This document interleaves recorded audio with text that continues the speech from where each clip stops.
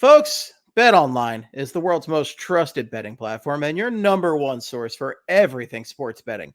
Every stat, matchup, breakdown, and even live odds and spreads to bet on during games with the largest catalog of odds on everything from football, MLB playoffs, the NHL, baby, and NBA to political props. I don't know why you'd get in on that. It's a true sicko move right there, but you do your thing, my friend. When the game's over, head on over to the online casino and get in on a game of blackjack or poker or unwind with one of over 150 slots games. Head to the website today to get in on the action with America's most trusted site for online wagering. BetOnline, the game starts here. Enjoy the show. And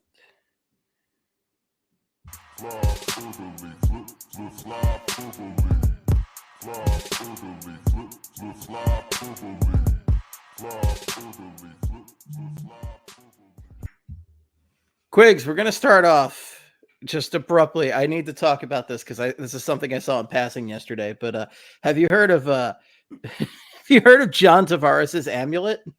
So I haven't heard about this literally at all until moments before we started the show. So I'm very curious to hear what this is because apparently it's a thing. Apparently it is a thing, and it's I saw this on Twitter yesterday, and I was like, I think it was in the Broad Street Hockey Slack, and then I went down a Twitter rabbit hole with this. But essentially it's Russell Brand, who was once a pretty famous comedian and actor, and he's turned into like a total nut job, right? Yeah, he's gotten real weird, like really weird. He's gotten super weird, and now is the time to present for all of our video fans out there, all the people watching this Tangy Tent over on YouTube. But we're going to share this link right here that says John Tavares is roasted for repeatedly sharing or reportedly promoting Russell Brand linked $239.99. So a $240 amulet claiming protection from Wi-Fi and evil energies. So what is an amulet? It's like, I don't know what that is. Is it like a gemstone that wards? Is it like a dream catcher or something? Like what? I mean, it's basically a necklace, right? Like an amulet is a necklace that you. I mean, I'm going to Google the very concept of an amulet, right? It's just like an amulet with or it's a necklace with like, I don't know, some sort of fancy necklace from like medieval times and shit. So it looks like something like a witch would wear. Right. Yeah. A witch would totally wear an amulet, right? Not a hockey player, one would think. Right. But yeah, like someone like Aaron Rodgers would wear that. Yes. Aaron Rodgers probably. This is a very Aaron Rodgers type thing. Aaron Rodgers probably does have the amulet. So if you look at this like Jesse Marshall tweet right here on the shared screen, in case you missed it, John Tavares and Russell Brand are selling the same mystery amulet that they pass off as having healing properties that also protect you from Wi-Fi. And it's backed by people who believe in mind control, which I did not have on any of my NHL bingo cards. I mean, we all know just how horrible Wi-Fi is. I mean, you can't be having that around, Steve. You can't be having Wi-Fi around. The radiation, we should shut it down right now. Shut it down. Shut down our computer, everything right now. And just because this Wi-Fi is killing me right now. So Wi-Fi is absolutely killing me. It's just a horrific thing in our lives, folks. Let me tell you. It really is. Yeah. Yeah. I'm going to bring up the, one other thing to share on this. Global warming, not a problem. You know, yeah. The hate, the hatred happening in our country, none of that matters. It's the Wi-Fi. Global warming hoax, Wi-Fi and 5G infecting people. True. 100%. Birds are not real also. So let's make sure that we got to make sure that everyone knows about that one. So like this tweet here says the amulet can also heal wounds, according to the captain of the Toronto Maple Leafs, ex-captain. So he's saying these things. Yeah. So there's an advertisement on the Amulet website that, wait, the Amulet website? Yes. Amulet has a website? Well, yeah. It's got a whole, like, it's a thing that is sold online for $240. So is this like, what is it like amulet.com or something? Like, well, or I don't want to promote that website, but like, if you look here, it says, as a professional athlete, I have to say I have to stay as healthy as possible and recover quickly when I get injured. So it's easy to understand why I've been relying on the Airs technology for about 4 years now, and even approached the Airs team about representing them as an athlete and one of their happy customers. So Airs is, I guess, the company that's selling this thing. That is my understanding. There is Airs is the company selling it. So yeah, this magical amulet that keeps you safe from Wi-Fi and 5G and stuff that John Tavares is out there promoting with noted nut job Russell Brand. So we're living in the best timeline, clearly. If you get an amulet and you're totally healed, like you don't have any like injuries or wounds to be healed or anything like that, do you think you just start growing like more limbs? Like, do you think you just start growing a finger out of your cheek? I would imagine if you take the amulet off, yes, you're cursed to grow a finger out of your cheek. Yeah. Well, I feel like if you wear it, because that has the healing powers, but if there's nothing to heal, what if it just overdoes all of your body parts? So things start getting... Well, my understanding is this amulet is giving you some sort of protective layer from all those nasty microwaves and radiations in the world. If you wear an amulet, you're just walking around with a bubble shield from Halo 3. Yes, that's exactly right. You're walking around, or like Dune, if you will. Dune, they have some personal shields as well. Right. But it's some big time bullshit right there, and clearly it hasn't helped Johnny T win a playoff round. Anything at all? What, 2 playoff rounds since he's been there? Yeah. Having sniffed the Stanley Cup with one of the most talented rosters in the league by far. So, hey, bud, you might want to check on that amulet. I think it might be a cursed. It might be a monkey's paw that you're wearing around your neck. Yeah, he's going to go on a darkness retreat here soon, so we got to keep an eye on him. Just to backtrack real fast, I mentioned the game Halo, and I want to just say something real fast. There was an article published on BroadStreetHockey.com earlier today. Please like and subscribe. Written by Matt Conti. And basically, it's a list of things that are older than Jett Luchanko. There's a number of things out there. One of them is Hurricane Katrina is older than Jett Luchanko, which I think is crazy. Also, this is not on his list, but I looked it up and it is in fact correct. The video game Halo 2 is older than Jett Luchanko, which is fucked up. Like no one should be that young. Not even someone born today should be that young. That shouldn't be allowed. That's not how this goes. World. Like, I'm enjoying all of this because, like, my horrifying factoid of the week was I found out that Corey Perry's a year younger than me, and I'm like, "Are you kidding me? Corey Perry's a year younger than me." I mean, I feel good about it because I think I look a lot better than Corey Perry. I'm just saying, that's a man who's lived a rough life. But Corey Perry is a year younger than me is insane to me. But yeah, Jett Luchanko is a wee little baby right there.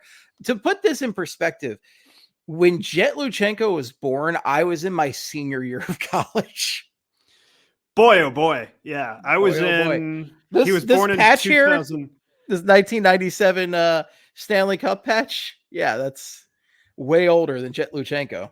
He was born in August 2006. August 2006, I was getting prepared to start 7th grade. Yeah, so that's cool. Yeah. That's welcome to my life. It's just, everything makes me feel. You said American Idiot, right? Is older than Jett Luchanko. Yes, it is. Yeah. That was actually released. That's it. That's older than Matvei Michkov, I think. I think it is as well, which they just, they just had an anniversary, like it was the anniversary of American Idiot on this tour that they just did, which is why they played American Idiot in full. And I was very happy about that because that freaking rocked my socks off. Yeah. Oh, that's one of my favorite albums. I was like overjoyed to hear the whole thing in completion at a concert. Another thing that is almost as young, or like Jett Luchanko is just barely older than this thing. Guitar Hero 2. Guitar Hero 2 was released, I think, 3 months after Jett Luchanko was born. So, wow, how fucked up is that?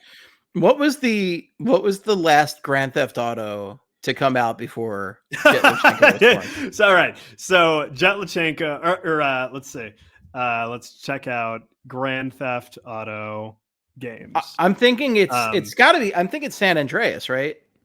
So it might be Grand Theft Auto 4. It might be Grand Theft Auto 4. Grand Theft Auto 4 might be like right after Jett Luchanko was born. So let's see here. We got, oh boy. Here we go. Oh boy. We got Grand Theft Auto 4. Yeah, so Grand Theft Auto San Andreas was released in 2004. And then when was 4 out? Grand Theft Auto 4 was released in 2008. Oh, I nailed that one. Yeah. Right.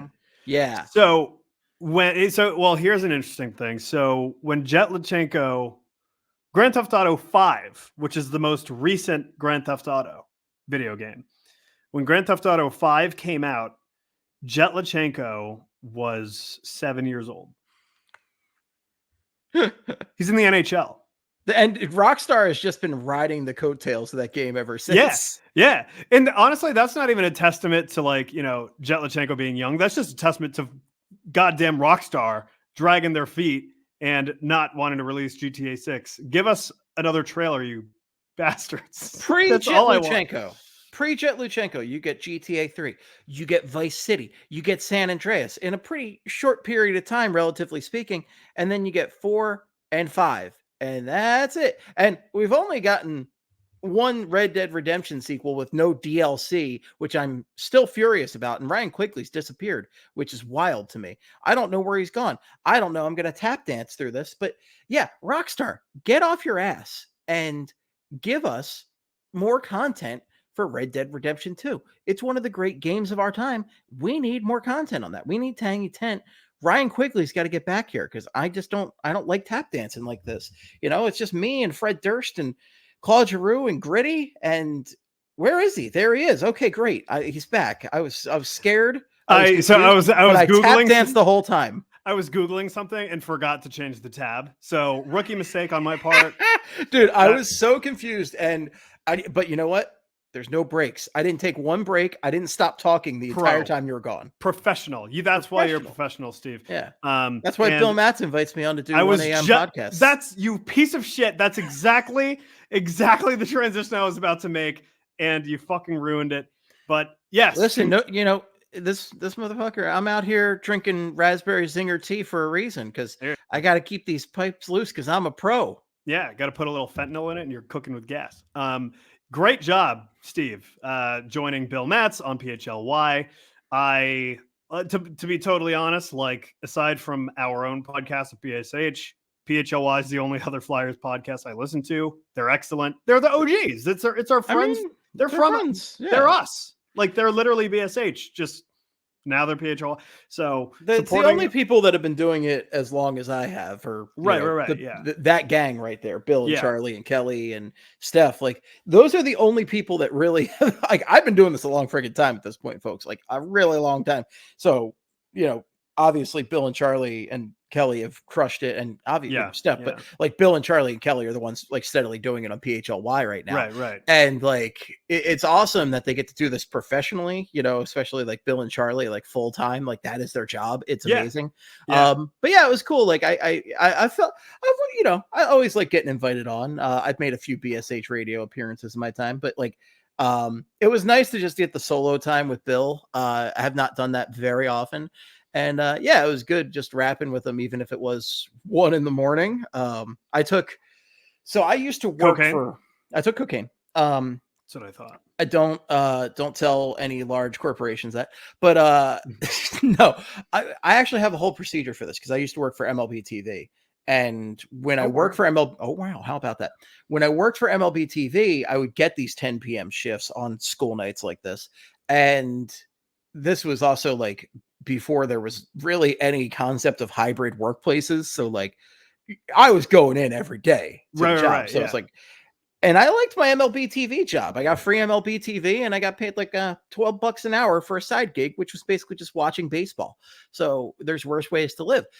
But these 10 p.m. games were a pain in the ass. And you never know how long a baseball game is going to go too. A hockey game you have a maximum for a regular season hockey game. Like, yeah. 3.5 hours is your max. That's the absolute max. Like, right. I feel like hockey games now are like, what, 2.5 hours? Something like that. Yeah. They go not even that quick. Long. Like if it's a quick moving game, it can be over in like 2 hours, 20 minutes. It's great. It's great. Yeah. But baseball, even with, how they have done a good job, like contracting baseball, like it's a lot shorter than it used to be. Yeah. The pitch clock's great. It's really worked out, but like, it still can take a long time. It could take a while. By the way, there was one moment where I said, it's been a while last night, and I really wanted to sing it out. And I don't know why you didn't. I don't know what the hell that was about. I was being respectful to Bill in his professional atmosphere there. But okay, going back to this whole MLB TV thing though. So I had a whole procedure though, if I had to do one of those where it's like, all right, I'm getting home, I'm eating dinner ASAP. I'm taking a long ass nap before I'm doing this, like a 2-hour nap. And then I'm getting up and I'm watching that damn baseball game until completion there. And yeah, man, I did the procedure last night. It worked out pretty well. We have a Love Sack knockoff called Big Joe that I took a nice nap on. Me and Big Joe just taking a nap over there. I think Emily's on Big Joe right now and Brucey. But hey, Big Joe did me some favors last night. So there you go, Big Joe. Yeah, me and Big Joe hanging out. And then I watched that hockey game completely alert and awake. And for the most part, what did you say? On Coke. On Coke, yes. Coca-Cola, of course. The real thing. Can't beat the real thing. That's what they say. But but yeah, I mean, honestly, for the most part, I was really glad I stayed awake to watch that game. It was a great game. They didn't have the desired outcome for all parties in Philadelphia, but it was fun. It was fun. It was fun. And the whole thing is, I don't really give a shit what the Flyers record is at the end of the season. Like, I truly don't care. I want the Flyers to do well. As a podcaster, I very selfishly want them to make the playoffs because I want to podcast in the freaking playoffs. I want to see some playoff hockey, I want to see a playoff hockey. I want some hype. I want there to be hype around this team. But very specifically, I want to see Matvei, whatever I'm calling him. Michkov, I got down. Yeah. I want to see Michkov in the playoffs because this kid is friggin' dynamite. And last night was his welcome to the NHL with that hand gesture, that little like Neo, like bring it on. Oh my God, what a badass he is. I wish he had gotten the Hattie so bad. Like, I wanted him to get that like empty net Hattie to ice the game, but guess what? It doesn't happen. And the fact is, we got the Matvei Michkov showcase last night because that first goal, and I think Al Morganti might have gone on and said that, maybe even like Bill Meltzer, like a couple guys on Twitter talked about this, but that is, if you look at Matvei Michkov's KHL highlights, that is a very Michkov goal. Yeah. Like he loves a greasy goal. He's going to score a lot of those, folks. Okay. Mm-hmm. They're not all going to be pretty one because the second one was gorgeous. That was one of the, beautiful. Yeah. Gorgeous shot. Like gorgeous shot. We don't see Flyers players like pulling off shots like that. You know what I mean? Like, no, you absolutely don't. Like we haven't, the Flyers have not had like a sharp shooter like that in, I can't tell you, I don't think ever since I started watching hockey. So like Jeff Carter, I don't even know if you call Jeff Carter a sharpshooter, but Jeff Carter scored a shit ton of goals for this team. John LeClaire wasn't a sharpshooter. He scored a ton of goals. Like Wayne Simmons scored a ton of goals. None of them were like filthy goals. A lot of filthy goals for the Wayne Train. Dirty grease balls, like from right around the crease. Like Wayne Train loved the deflection out front. Right. Like that is just a sick, nasty, disgusting, filthy, dirty mouth shot. Like that was amazing. This is like, I love him so much because this is like what I have wanted as a Flyers fan for forever. Right. I have wanted a pure goal scorer. And the fact that he can do it both ways like that, he can get those dirty ass goals. He can score a Michigan on you. He can score from in back of the net. And he can lay a great one-timer on you from the side. Oh man, he can do it all. And he's just improved the Flyers in so many ways, watchability wise already. The passing. I've seen more one-timers.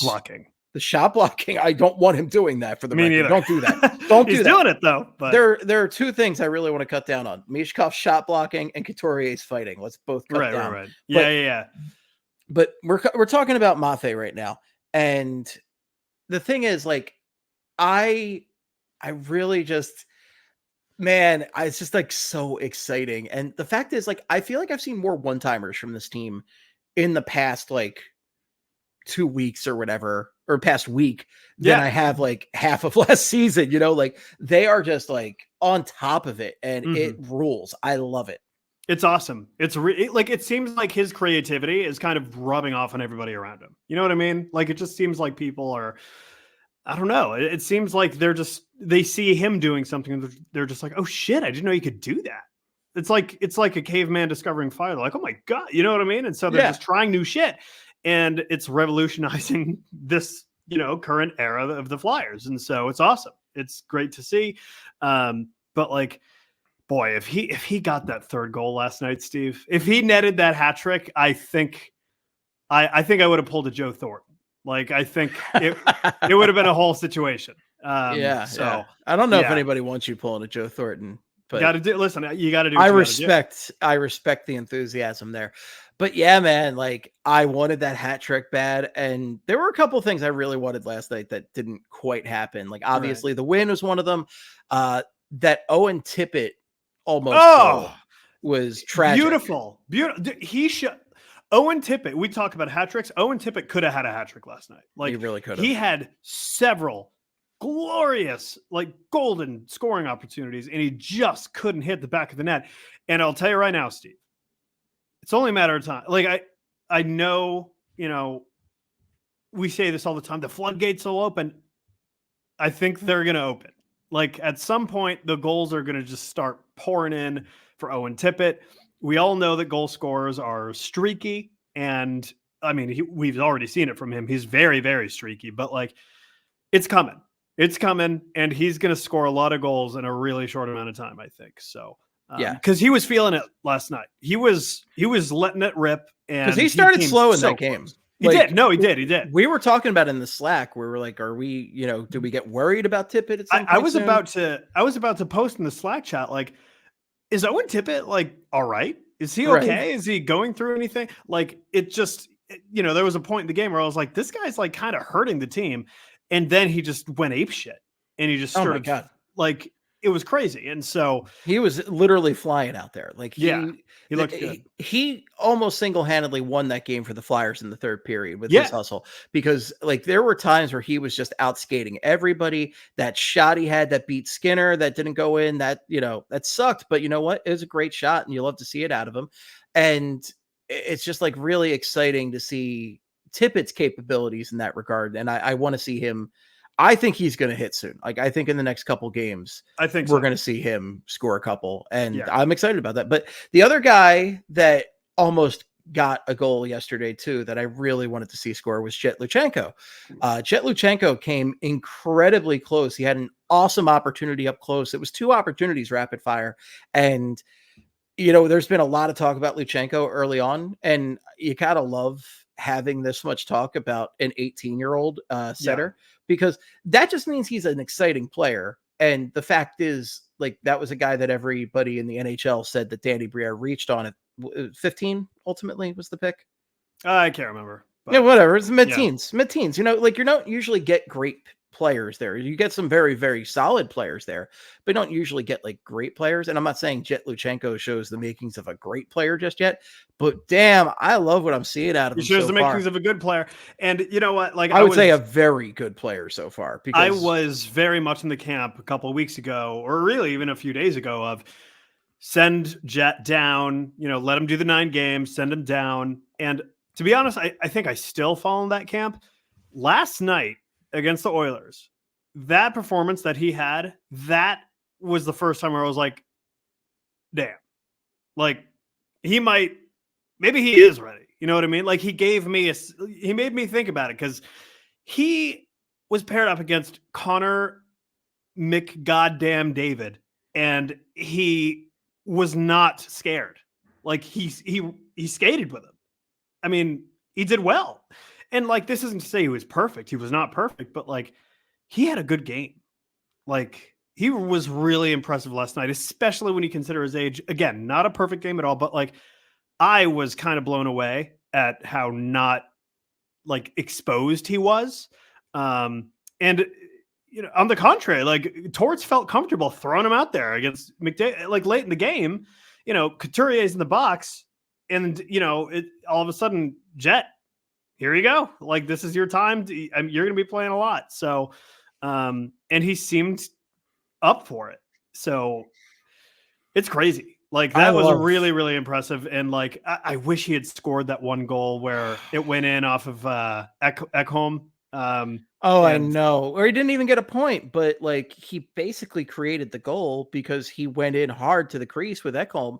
And that was also the one that faked me out because ESPN had put up a graphic about it being the first time the Flyers had 3 power play goals in 3 years since, or 4 years since the pandemic, March 2020. And I posted that, and then somebody's like, yeah, that wasn't on the power play. And I'm like, you're right. Well, ESPN fooled me. Still, the worldwide leader fooled me here. Yeah, but that says a lot though about how bad the Flyers power play has been, but about how good these friggin' teenagers are making it so far. Michkov alone, I mean, he had 2 power play goals in the first period last night, and then Luchanko's unit has actually made the second unit good. Yeah. They've been good. Luchanko and Brink have been really, really good on that unit. And it's funny because Brink is just a disaster defensively, but he's actually done a lot of, great stuff on offense so far. I think it's clear that he's taken a step forward offensively. Defense, I think we just have to accept he's not going to be good defensively. And like, you don't have to be like, listen, if you're third line forward, like not every forward is going to be amazing defensively. That's just how it is. Look at James Van Riemsdyk out there. Yeah. Look at it. Patrick Kane. Like, what the hell is he doing? But yeah, like he's probably never going to be some sort of incredible, 200-foot winger like Mark Stone is or anything like that. But like, he's a good offensive guy. And, I think we're seeing him kind of playing with a little more confidence. And granted, last night's goal for him was a little fluky because it did go off of Matthias Ekholm and past Stuart Skinner. But like, still, I feel like he has shown some good signs here and there. I thought he looked rough actually in game 2. I thought he looked Vancouver. He looked all right. Game 2, I was like, ooh, this is not amazing. Like, game 2 was a bad time for a lot of the team. Yeah. And it was, again, like it was the second leg of a back-to-back, like Calgary started hot too. I think, what are they? 4-0 they're 4-0. Yeah. So they're 4-0, and also that's a team that they have a strong emotional response this season, right? Yeah, because one of the most beloved players in that franchise's history is passed away, and a lot of those guys played with Johnny. So they there's a lot of factors going into their hot start, but they want to win for that whole community right now. So that's definitely a factor in there. Yeah. But I mean, you look around and we're seeing a lot of these young guys play well, and this is what we're talking about when this is what I care about this season. Yes, this is all that matters. Like, if the Flyers don't make the playoffs, like, will that be a bummer? Yeah, it will be a little bit, but like, what really, really matters is Michkov playing well, or Michkov, excuse me. Michkov playing Go with your heart, my friend. Let's just roll it out there. Michkov playing well, Jett Luchanko playing well, assuming he stays the whole season, which jury's still out. Torts very clearly wants him around the whole year. So he's the one center who has speed and two-way play that Torts really likes that combination, because Morgan Frost looked very good offensively, and he's got the points to show. Yeah. But he's still not good defensively, which is tough when you're a top 6 center on a team. Or a top 2 line center. Top 1 center. Yeah, and he is the top center right now. He is, because Couturier got 9 minutes last night, and you could make the argument that they're trying to save him throughout the season, but I don't know, man. I feel like if Sean Couturier is a little bit more trusted right now with play, he's getting a lot more time than that, even 5 more minutes. But that's a whole other discussion. But yeah, Frosty's, he is who he is. But Luchanko is a guy who is already defensively responsible in a way that Frost isn't. He's got more speed than Frost, and I think he is a Torts player.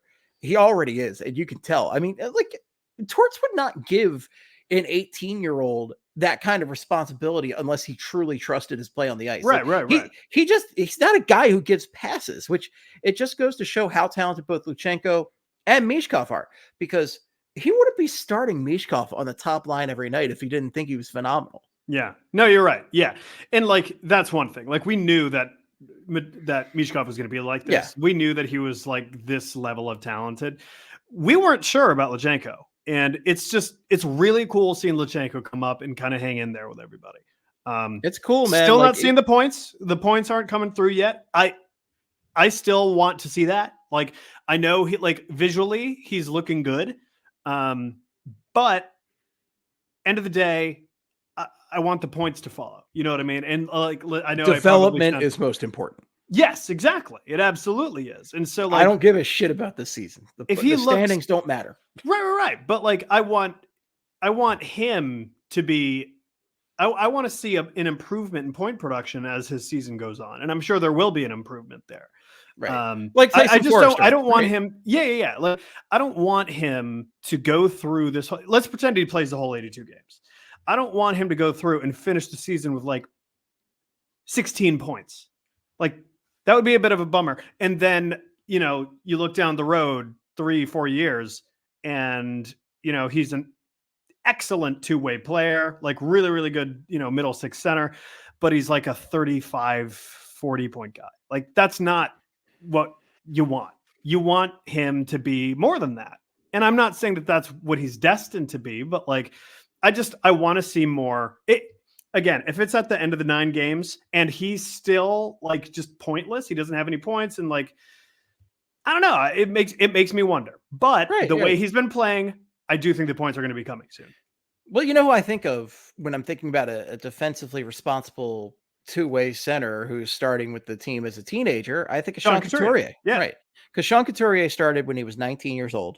He put up 13 goals, 14 assists for 27 points his rookie year. Second year, he had 15 points, 39, 37, 39, 34. And then it wasn't until 17-18 when he started playing with Giroux and Voracek that he really exploded and became a 76-point player. Yeah. Yeah. So it took Sean Couturier, 2012, so 2011 to 2017. It took him a few years. It can take some players, it takes a little bit longer for them to blossom than others. Yeah. But I don't want to rush this kid. Like I've said before, I've made the point about Jamie Drysdale. The Flyers have come out and they've said, we think that he was rushed to the NHL and we think it had negative effects on him. I don't want the same thing to happen to Jett Luchanko. Yeah. And luckily with him, I think he has the hard part down. The play away from the puck, that's hard. That's not easy. And he's already a physical god at 18 years old. You know what I mean? He's going to get bigger. He's going to get bigger and faster and stronger. How the fuck? Dude, that's what I love. Because that's what's going to happen with Michkov too. Michkov is not done developing physically, right? Which is insane to think about because he's already a freaking beast with possession. He hasn't even grown into his own suits yet. Have you seen all these photos? This is becoming my favorite genre of tweet, is just Matvei Michkov in a suit that's way too big for him. He looks like a Review Bra. Do you know Review Bra? I don't know. I think you might have mentioned Review Bra. I think we did talk about this kid before. There's this kid on YouTube named Review Bra, or the Report of the Week, I think is what he also goes by. And it's just this guy who's he's in his mid to late 20s probably, but he looks like an alien child. And he started doing these fast food and energy drink reviews back when he was an actual child. And he has this weird New York accent, and he's this skinny little twig kid, and he wears these massive suits that are 10 times his size. And it's just funny. And he reminds me of Matvei Michkov because none of Matvei Michkov's suits fit him.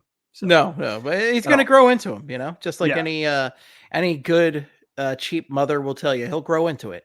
And that's what Matvei is going to do. Matvei is going to do over there. It's just scary to think that he could get even better. And he's already an offensive juggernaut. He's already got next level instincts. He's already he's the best player on the team.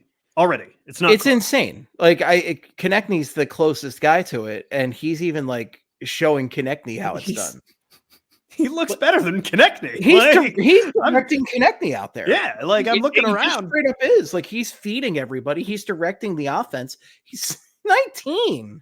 He's a boy. I can't say this enough. Like I know I'm a broken record at this point, but it is really that astonishing to me, and just the filth. So one of the things I talked with Bill about this, but I'd love to get your take on it. The first goal last night, Chris Knobloch reviewed it with the Oilers, dick and move. I thought it was a dick move, and dick I thought it was insane. Tiny because, dick energy.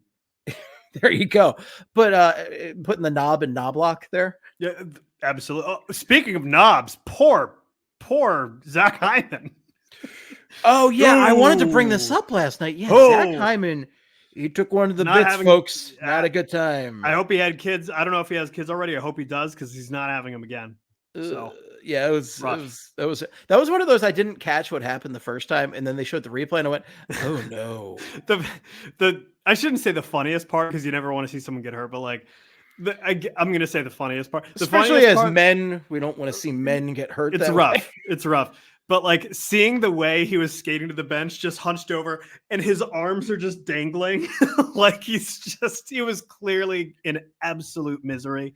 So that was it was funny because like I can relate to it. Like we've all felt that feeling before. It's miserable.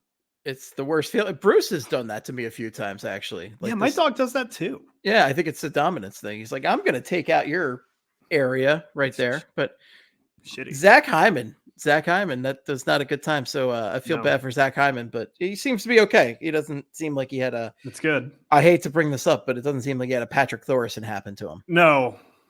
Thank God. So... Not a good time. Not a good time. To quickly gear shift back, were we talking about Michkov there? Yeah.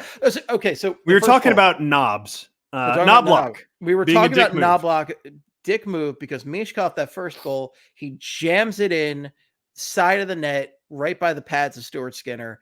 And again, if you've seen the KHL highlights, you know this is what he does. And actually, it's what he did in the rookie game. His very first goal as a Philadelphia Flyer. He got a filthy goal like that. He will find any way to score. That's just his thing. That's his MO. And I was like, I thought it was nuts that he challenged it, because like, how can you argue that's goaltender interference? He's jamming the puck with his stick. He doesn't touch the goalie. Like, if the goalie can't stop that, he's a chump. He's the chump of the week. I think at that point, obviously the Flyers came in, or obviously the Oilers came into the game against the Flyers like very desperate to win because they were 0-3. They've been playing like shit, like literal dog shit. They've been playing horrible. And when Michkov scored that goal, I think they were like, fuck, like we got to try something, because like we cannot let this be happening right now. Like we're on home ice. They were getting booed. Like we heard them get booed off of the ice after the first period. So like, oh yes, we did. They were feeling it from the fans. So. Yeah,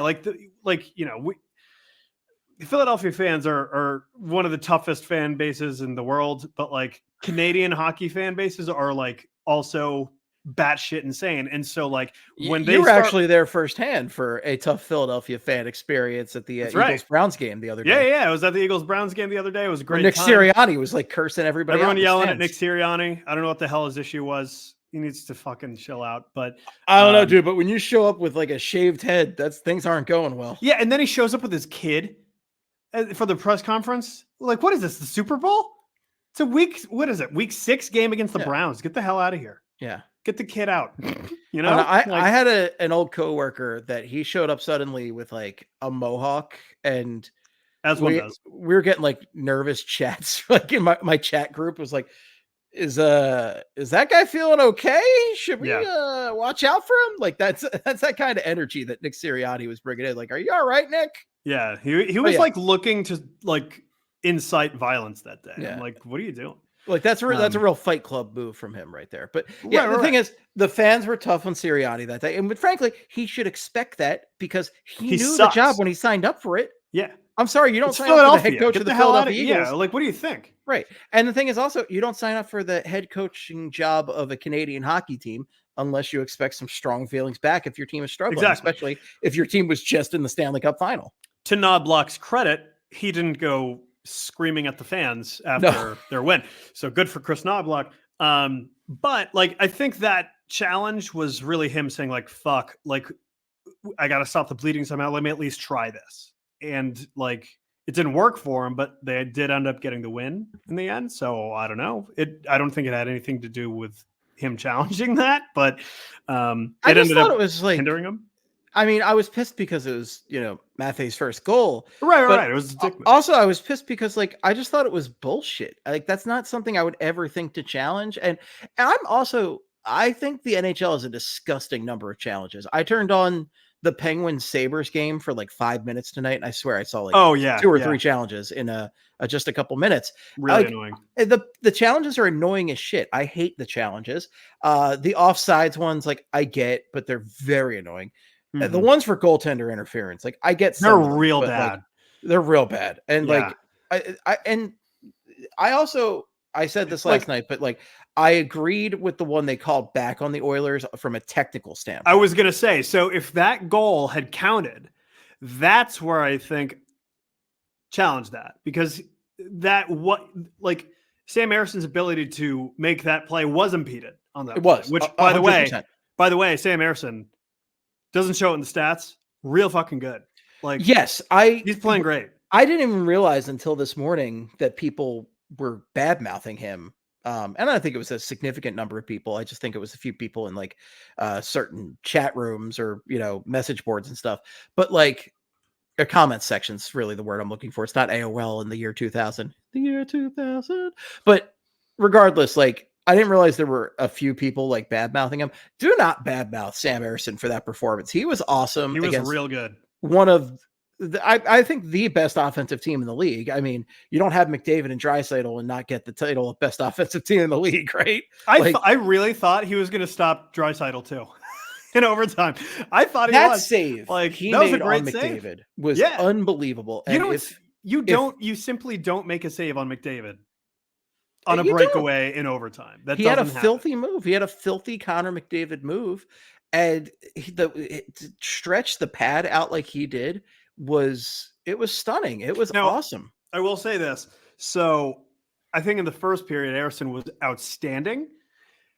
Second period, things got a little weird because we started hearing some posts, started hearing some pings here and there. The team was like brutal in the second period. The team was bad, but like, he did get lucky there. He is a little lucky that he didn't give up a few other goals, but for sure, a couple other goals. Draisaitl also missed that one slam dunk from the side of the net, but that was also a very quick play. So right. Yeah, I'm not going to put that one on Ersson, but like, Ersson's good. He's a good player. He's a good goalie. Yeah, I think he's a legit goalie. I'm not sitting here in Vancouver. I'm not going to sit here and say that he's going to be some sort of all-star, guy, you know what I mean? I don't know if he's going to be some, world-class goalie, like top 5 dude in the league, but like, I think he's more than capable of yielding above average results. I really, really do. Yeah, I agree with that. So that's what you need, So I think he's more than capable of being the number one. I'm glad to see that he's starting off the season well, especially after how he started last season. It was kind of miserable. So like this year, he's good to go. And he seems, I think this is the most confident I've seen him. He just seems to be just locked in. And granted, it's not like he's gotten any like shutouts or anything like that, but he looks like he's in the right spot at the right times. And it's just really encouraging the way from what I can tell, it looks like he's playing great. He looks cool, composed. He looks like he feels assured in having the job. And that's all important stuff. And he looks like their number one goaltender right now. And that's the biggest thing. And, I'd say Ersson's definitely one of my highlights from the first 3 games in which the Flyers are weirdly 1-1-1 so far, which is strange. But I would say Ersson's definitely a highlight through 3. Michkov, obviously, Luchanko. And I mean, Konechny's had some good moments. I'm not quite sure who else I'm really putting up there necessarily. I mean, Tippett had some good moments, didn't quite score. Frost has had some good numbers. I'll put Frosty up there, and I'll put half of Bobby Brink up there. But Bobby Brink's also in the low part because he's had some blown coverages. Well, Bobby Brink's on a point per game pace right now, Steve. If he keeps this going, he's going to be an 82-point guy. So Bob O, as apparently he's called, which this guy is an alliterative name, like a comic book character. How are we not coming up with a better title for him than Bob O? And apparently his middle name is Orr, so Bob O. Great. I actually kind of like Bob O. Yeah, it sounds like it reminds me of Weebo from Flubber. So, excuse me. Yeah, you remember Flubber? Vaguely. Yeah, you don't remember Weebo? I vaguely remember the little floating robot. Damn, Weebo the floating robot. No, yeah, look it up. Weebo fucking rocked. Bobo. I think I can think about it a little bit, like if I can access that part of my memory. But yeah, you just look up Weebo. It's right there. You got the internet right in front of you. There you go. I'm good. I'm good right now. All right, suit yourself. But okay, so Bobo. I think Baba. I approve Baba. I think that's a good nickname. You know, I'm lukewarm on it so far, but maybe it'll grow on me. What do you think they're going to call? I don't know what they're calling Jett Luchanko right now. They're just calling him Luch. Just call him Jett. I keep seeing they're going to call him Luch. Which honestly, I kind of would love that because like now that Milan Lucic is out of the league and also stop stealing nicknames from other people. Steal it from him because he's a piece of shit. I'm done. But I don't want to like they're calling Farabee Beezer, and it's like, no, John Van Beesbrook was the Beezer, and he's a piece of shit. So I don't want to think about him either. Like, I don't want that association. Wasn't he Young Beezy? I feel like he's had 10 different nicknames. Just call him the Bees, buddy. Just call him the Bees. I don't know. Hockey nicknames kind of drive me up a wall sometimes. Guys, his name is Jett. It's cool as shit. Just call him Jett. Just call him Jett. Yeah. It's cool. Like, it is I'm cool sorry. name. Don't overthink it. His name is Jett. Like, that's cool as shit. Like, I don't know what else to say. It drives me nuts. Come on, guys. You're overthinking it. Stop overthinking things. This is not a crowd that's known for thinking things over too hard, and they're overthinking these nicknames to the point of idiocy. But anyway. Maybe they'll call him Air Force One. There you go. Air Force One. And he can get his own Air Force Ones. There you go. How about that? So highs and lows so far through 3. Where are you what are you thinking? I mean, the highs are most certainly the young guys, you know, and I'll go ahead and I'll include Sam Ersson in there. He's still young. So like he's under 25 years old. Yeah, so, no, he's definitely younger than his backup. That's for sure. Yeah, yes, he is. So, you know, Ersson, Michkov, Luchanko, Brink, you know, some really good performances here. So it's exciting. I think those are certainly the highs. The lows for me, I mean, the defense looks bad. The defense looks just disorganized. It's a mess. Granted, Nick Seeler's not here, but like, if you're relying on Nick Seeler should not be the guy to be like the anchor on the, you know what I mean? Like that's not how it should go. I couldn't agree with you more there. Like, Nick Seeler is not a guy that you should be relying on to be the linchpin of your defense. No, he's wild. So it's a little, you know, it's a little concerning, but like, you know, I'm not going to sit here and say Seeler's a bad defenseman. Like, I think when he comes back, their blue line will be better. But I don't know. He's better than Eric Johnson. He is better than Eric Johnson. And like, I think for me, I've wanted to see a few or a lot less mistakes out of Jamie Drysdale. Like he's really not been amazing. Like he's been kind of going through it a little bit and maybe he's still just kind of, you know, getting his bearing. I don't know, but like, I want to see more out of Jamie Drysdale.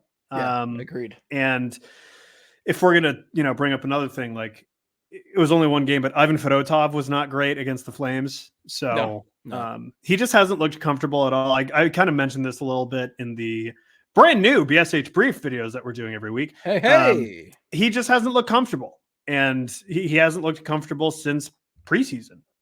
So maybe he needs an amulet. Maybe he's just not good. Maybe he needs an amulet. Could be that. Maybe he needs to wear that during the game so he could grow a third or fourth or third arm. I forgot how many arms. I forgot how many arms people have, Steve. I like that you think this amulet has like mutagenic properties to it when it's clearly just a protection thing for losers and idiots. Yeah, but like if it heals you when you're hurt, when you have a wound and it grows your skin back, who's to say that if it does, like, what if it goes into overdrive? I don't think it's supposed to grow skin back. Well, they say it heals wounds, and that's what happens. Your skin comes back. As a comic book nerd here, I can tell you I'm an authority on regenerative properties from that. Wolverine has never grown an extra limb. Therefore, the amulet does not grow you an extra limb. Yeah, but like that's just because it's how his body works. But like the amulet is like a steroid, it seems like. So what if it's like an extra potent thing, and then you just grow? Shut up, your Steve. brain That's works. I don't know. Like all I'm saying is he could grow a third arm. Here's the thing: the amulet is a Ponzi scheme to start with. It's not real. It's not real. No, it's real. Guys, I hate to break it to you, but the 5G is not infecting your brain. The Wi-Fi is not like attacking your body. Sorry, not sorry to say that. John Tavares and Aaron Rodgers are the only people on the planet who believe in this thing's magical. Russell Brand. And Russell Brand. Well, Russell Brand is clearly a snake oil salesman here because that guy is like, oh, I can make money here and be a complete piece of crap. Yeah, he's real weird. My very accurate Russell Brand impression. It was like Russell Brand came into the room there. Wow. Aldous Snow. Oh wow. Yeah, but I can't remember. Fedotov has not been great. He looks bad. He just looks awful. Our NHL insider in the BSH Slack chat was saying that he thought that Fedotov was not following the speed of the NHL game very well. Yeah, it's concerning. I think we need to give him more games. I think we obviously need to see him in more games before we come to, jump to any conclusions here, because it's literally been one game this season. If we're discounting the preseason, which I think would be dumb, but I think we need to see him play a little bit more. If it's like, if we're approaching if it's late November and like he still has like not had a performance where he only allows like 2 goals instead of 3 or 4 or 5 or 10, like you got to do something, because that's when you start, encroaching on Cal Peterson level, not good. Right. So, and that's when you have to start thinking, is it Kolosov time? Is it Kolosov? If he's still here, if he hasn't run back to because Russia, we don't know. We don't know what's going to happen with him, because it seems like there's still some gray area there. So it seems like they need to make a decision quick, like semi-fast, because I would say the thing is, like, it's unfair to the team if your backup goaltender is a liability. Like, it is unfair to a team that you want to compete. Like, again, we know this team isn't competing for a Stanley Cup this year, but this team has enough pieces where they can be competitive on most nights. And especially our boy Matvei Michkov, that dude is a competitor. He wants to win every night. Like, you can see it on his face. And if they're going to have a guy out there who every time he steps out there is a liability and keeps them from winning, it doesn't matter if he speaks Russian, he's going to be pissed off about that. It's also disrespectful to Sam Ersson. Like, we've been talking all offseason about how he came in and he looked so good last season until he hit a wall because he was worked to death. Like, literally, he was worked to death. And would they really put him through the same thing again this season? Like, they can't bring up Cal Peterson because he's horrendous. And if Ivan Fedotov is also horrendous, like, what are they going to be like? Sorry, Ers, this is just how this is, when life gives you lemon. Like, no, like, I think they have to do something. And if Fedotov is like still playing poorly in the next few weeks or couple months, they have to make a decision whether that's Kolosov or I think you got to find a goalie. You can't do this 2 years in a row. I really don't think you can. So, like, and again, we're not expecting the Flyers, like we've said, playoffs is just a nice thing. At this point, it's not an expectation, and it shouldn't be an expectation. That said, it's really, really, really important that you foster your number one goalie's health. Sam Ersson is the Flyers' number one goalie right now. They need to make sure that they have a plan B to keep him fresh, because they cannot throw him out there game after game after game again like they did last season, because it'll just wind up being the same exact issue.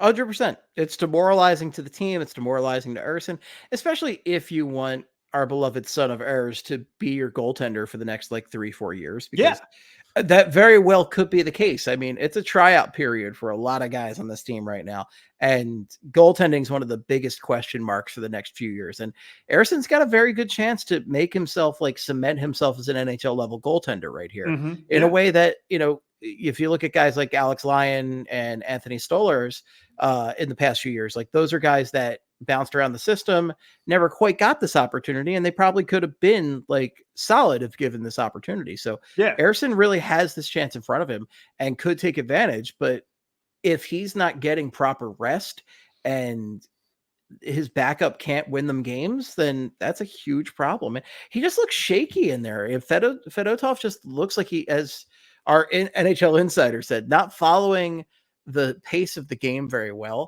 And what bothers me the most is his recovery time. When he goes down, he's not bouncing up quickly because he's so large. And that's a big problem. Yeah, no. And, you know, it's got to be because the size is one thing, but, like, you know, it seems like I saw him at the last Olympics and he did not look like this. I really, really wonder if that year off from hockey and the goddamn military fucked with him. Like, you can't expect that to happen to somebody. Then they come back and it's just like, oh, I'm good again. Like, let's go. I'm exactly as good as I was before. Like, that's a year away can really screw you up. Like, we've seen what happens to players in like the NFL or the NHL or any sport where, you know, they have a really, really bad injury. They miss a whole year and then they come back and they're just not the same. Right. You've 100% seen it. I mean, even looking at our good friend Aaron Rodgers that we just talked about. Yeah, trash. Aaron Rodgers, it took him a few games before he could even like start to resemble his old self. And I mean, if you watch that Monday Nighter, he was doing more stuff that looked like the old Aaron Rodgers, but he still had a ways to go. Yeah. And perhaps he needs another darkness retreat. It actually seems like he's learned to shut his mouth a little bit in that regard, but here's hoping. But now he has Devontae Adams, so he'll just go off from there because of course. Anyway, we're not talking about that. Who gives a shit about the Jets? Nobody does. We're talking about the son of Ayers, and we're talking about Ivan Fedotov. And I think you're right, though. Like, you do have to give him some time because adjusting to playing again regularly, playing in the NHL, you know, it's a big leap. It's a big difference maker. And maybe he does just have to get his footing. I think you do give him, you know, at least the next like month or so and see what you got. But if you're heading in, I'll give you until the Disney on Ice trip. And if you're heading into that Disney on Ice trip and he's still looking unsteady and not following the puck well, like, you do have to look at making a move. And that sucks. And the thing is, like, the Flyers clearly saw something in him if they were willing to sign him to that 3-year deal. Like, I know it was a big PR win for them to get him over, but you don't sign guys to 3-year deals for what, $3 million a season if you don't think they're capable of playing the game. That's just insanity. Yeah.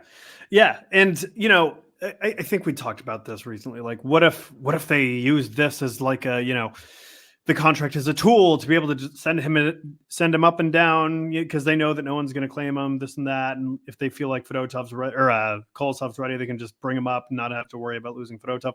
I don't think that's it because that seems a little ludicrous. But like, it's just a really peculiar situation. Like, you bring this guy, you go through all the trouble of getting him over here, you give him this contract, and really with no prior history, like, you're kind of just betting on this guy because at that point you've seen him play in like 5 NHL games or something like that, like no sample size. And then you give him a $3 million AAV contract or whatever it is. And seems a little crazy to do that. And they really took a flyer on him, pun intended. And he's just not looking worth it. Right. And we could be wrong. Like, he could turn things around. But like right now, it's not looking good. It's not looking good though. I'm not confident in it right now, but it's also been a handful of games since he's really played in the NHL. Like, last season's kind of a mulligan. He basically got off a plane and like, you want to play golf tonight? Like, it was crazy. But this season, like, I don't know if I don't see progress in his next few starts, and I'm curious who's going to start in the Seattle game. We're putting this out on Thursday, so you'll be hearing this before they play the Seattle game. There's a good chance Fedotov could start that, but it's not a back-to-back, so it could be Ersson. I think it's going to be Fedotov because Ersson's got to start the home opener. He has to. So, and I think they're going to want him fresh for the home opener. So I think they're going to start Fedotov in Seattle. And like, that seems like an okay idea because I might be wrong. I haven't really looked at the standings. Obviously, we're like a week into the season, but like, we know the Kraken were last. I don't think Seattle's been that good. Like, they haven't been that great. So like, throw them in against a semi-weak team and see what happens. But we'll see. I think personally, I think Fedotov should start against Seattle. Get him. Like, don't start him, against Vancouver because that could be a disaster. And again, you want Sam Ersson to be fresh for that game. So yeah, I want Fedotov in there. Give him opportunities. The only way to find out is to fuck around. Fuck around and find out. Exactly. I'm in there. Yeah. I wish I could name this episode "Fuck Around and Find Out," but alas, I don't think the good people at Apple and Spotify would like that too much. What a bunch of dorks. Oh, huge dorks. Let me tell you, we love these dorks, though. We love them. So the Flyers play Thursday, Kraken, end of the West Coast trip, thankfully. Last Flyers after dark. Then the home opener against the Canucks on Saturday night, a nice 7 p.m. game, thank God. And then 2 Capitals games, back-to-back, a home and home next week. So that'll be another chance for Fedotov, I imagine, in there. You know what sucks real bad is I'm not even going to be able to see the home opener. I'm going to be in Newport, Rhode Island. Yuppieville, as they call it. I don't know anything about Rhode Island. For a wedding. Oh, wow. So this Ryan is the Quigley, second wedding of the 3 weddings that I have between September, October, and November. You are in the prime wedding age, though. I would rather not be. I hope everyone stops breeding and getting married and all that. I don't want to deal with it anymore. Because you're 30 now, right? 31, like late 20s, early 30s is like wedding season right there for years. Like, everyone's getting married. I'm not at the age where everyone's having kids yet. All my friends who are what an age that is. Yeah, all that's happening right now, like the only people my age who are having kids are people who like a few of them are my friends, but like they're not like that close of friends. Right. It's a difference maker once the really close friends. Yeah, the homies are kidless right now. Yeah. So good for them. Yes. But hey, if you're into that, cool. But yeah, have a kid. But that's not have a kid. Why we could do this podcast. I want one of those. I do not want one of those for at least a few years. So. Yeah, I gotcha. I don't think that's happening for me. I got Brucey boy. That's good enough for me right now. Yeah, dogs are way better. Yeah, but you know, argue. He's being quiet today. He's sitting there on Big Joe right now. He's doing a good time, so he's having a good time. Yeah. Well, I think we said a lot about the Flyers, and we're gonna have a lot more in the coming weeks. So I think it's time to wrap this up. I didn't mean to do new layout. I meant to present, but we did. I finally got this up on the BSH store. I've been bugging Thomas about this for weeks now, but I finally got it up there. I finally got this little Flyperbole shirt. There you go. Up on the BSH store. It's got a little "Our Friend the Rat" over your heart here. So if you're looking at the YouTube right there, you can see the Flyperbole logo shirt that's up there. It's a simple Flyperbole crest right there on the left breast, if you will. And hey, if you want to support the Flypes, the Perbs, that's a great way to go out and do it. We got some stickers on there. I saw a dog bandana is one of the options. So true. Yeah, we got some good stuff out there.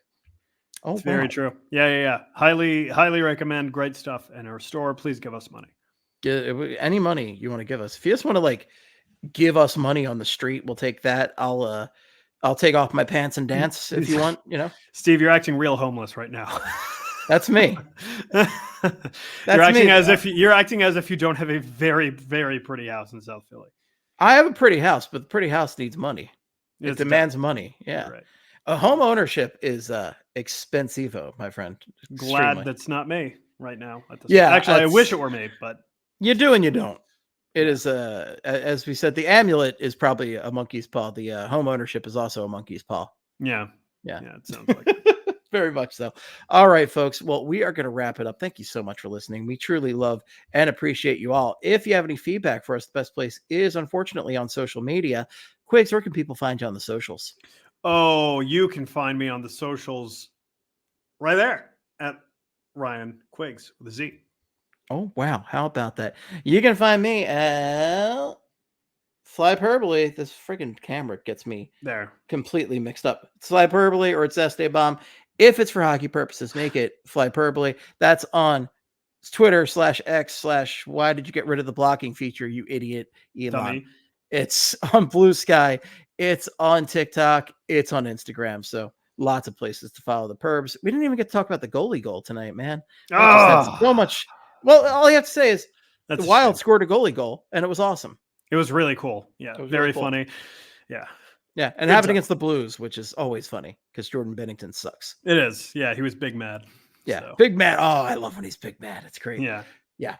All right, follow Broad Street Hockey. Be sure to subscribe. We got lots of Tangy Tech coming out for all of you people who like to read. How about that? Oh, wow. How about that? All right, folks. Thank you so much. And until next time, in the words of the great Gene Hart, good night and good hockey.